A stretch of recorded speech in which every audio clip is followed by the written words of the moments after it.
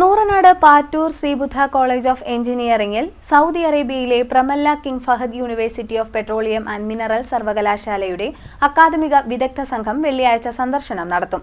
അക്കാദമിക സഹകരണം, വിദ്യാർത്ഥി കൈമാറ്റ പദ്ധതി തുടങ്ങിയവ സംബന്ധിച്ച് ചർച്ച ചെയ്യുന്നതിനാണ് സന്ദർശനം.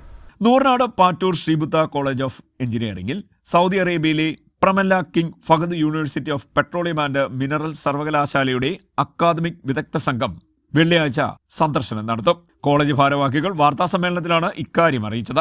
ഈ കിങ് ഫഹദ് യൂണിവേഴ്സിറ്റി എന്ന് പറയുന്നത് ഞാൻ പറഞ്ഞു, ഇന്റർനാഷണലി വളരെ റെപ്യൂട്ടഡ് യൂണിവേഴ്സിറ്റിയാണ്.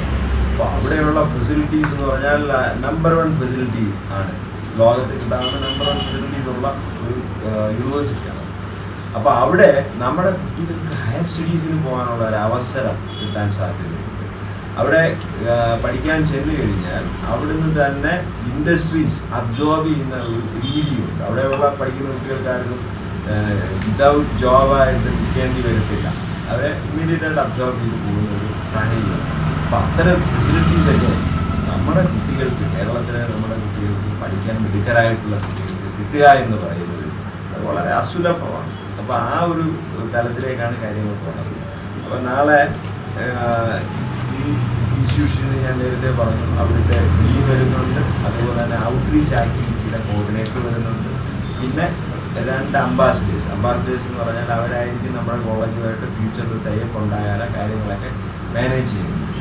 അപ്പം ഇവർ ഫോക്കസ് ചെയ്യുന്ന ഏരിയ എന്ന് പറയുന്നത് നിർമ്മിത ബുദ്ധി, അല്ലെങ്കിൽ അത് ആർട്ടിഫിഷ്യൽ ഇൻ്റലിജൻസ്, നവീകരണ ഊർജം, അഡ്വാൻസ്ഡ് മാനുഫാക്ചറിങ്, സുസ്ഥിര സാങ്കേതിക വിദ്യകൾ, ഈ മേഖലകളിലായിരിക്കും സംയുക്ത ഗവേഷണ സംരംഭങ്ങൾ തുടങ്ങാൻ നമ്മൾ ഉദ്ദേശിക്കുന്നത്. ഈ സന്ദർശനം സ്ഥാപനത്തിൻ്റെ അന്താരാഷ്ട്ര അക്കാദമിക് ബന്ധങ്ങളെ ശക്തിപ്പെടുത്തുകയും വിദ്യാർത്ഥികൾക്കും അധ്യാപകർക്കും ആഗോള നിലവാരത്തിലുള്ള അവസരങ്ങൾ തുറന്നു കൊടുക്കുകയും ചെയ്യും. ഇതൊക്കെ നമ്മുടെ IIT-കളിലും NIT-കളിലും ഒക്കെ ഉണ്ട്. അവിടുന്ന് പല അധ്യാപകരും വിദേശ രാജ്യങ്ങളിലൊക്കെ പോയി അവർക്ക് 2 മാസമൊക്കെ സബാറ്റിക്കൽ ലീവ് തന്നെ, അങ്ങനെ ഒരു സിസ്റ്റം ഉണ്ട്.